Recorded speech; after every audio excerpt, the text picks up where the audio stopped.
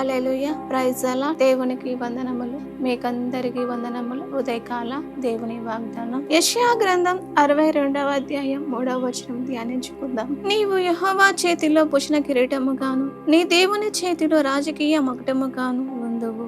మనము దేవుని చేతిలో భూషణ కిరీటముగాను, రాజకీయ మకుటముగాను మనము ఉంటాము. కిరీటం అనేది గౌరవానికి, ఘనతకు గుర్తు. మనుషులను అవమానపరిచిన, మనుషులు హేళన చేసిన, బంధువులు త్రోసివేసిన, మనుషులు పట్టించుకోకపోయినా దేవుని బిడ్డలను గౌరవించే విధముగా, ఘనత ఇచ్చేవారిగా, గౌరవించేవారిగా దేవుడు రాజకీయ మకుటముగా, కిరీటముగా మనలను చూస్తూ ఉన్నాడు. మన ప్రభువు, మన దేవుడు పరిశుద్ధుడైన దేవుడు, పాపము లేని దేవుడు.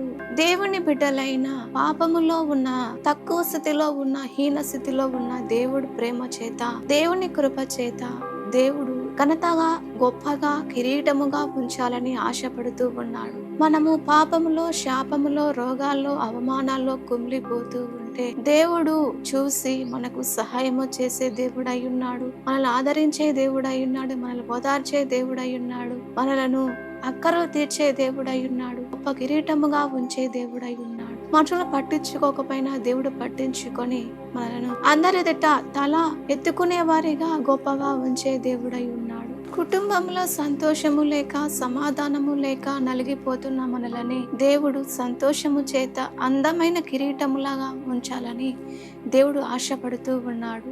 దేవుడు తన మహిమలోకి మనల్ని చేర్చుకోవాలని, తన రాజ్యంలో ఉండాలని దేవుడు కోరుకుంటూ ఉన్నాడు. రాజకీయ మకుటముగా మనల్ని అలంకరించాలని, గొప్ప చేయాలని దేవుడు మన కొరకు దేవుడు ఎదురు చూస్తూ ఉన్నాడు. కాబట్టి మనము దేవుని చేతిలో ఉండాలి. దేవుని మాట వినేవారిగా ఉండాలి. దేవునికి లోబడేవారిగా ఉండాలి. దేవుని సన్నిధిలో ప్రార్థించే వారిగా ఉండాలి. అలాగున్నప్పుడు దేవుడు మనల్ని విలువైన వారిగా, గొప్ప వారిగా చేసి ఆశీర్వాదాలతో, మేలులతో నింపుతాడు. దేవుడి వాగ్దానం నెరవేర్చును గాక. ఆమేన్. ప్రార్థన. పరిశుద్ధుడా తండ్రి, నీకు స్తోత్రాలు ప్రభువా. అయ్యా తండ్రి, రాజకీయ మకుటముగా నైనా తండ్రి అలంకరించే వారిగా, గొప్ప చేసేవారిగా తండ్రి మీరు ఉన్నారు ప్రభా. తండ్రి స్తోత్రాలు. మీరే తోడుగా సహాయము చేయము. యేసు నామములో ప్రార్థిస్తున్నాము తండ్రి.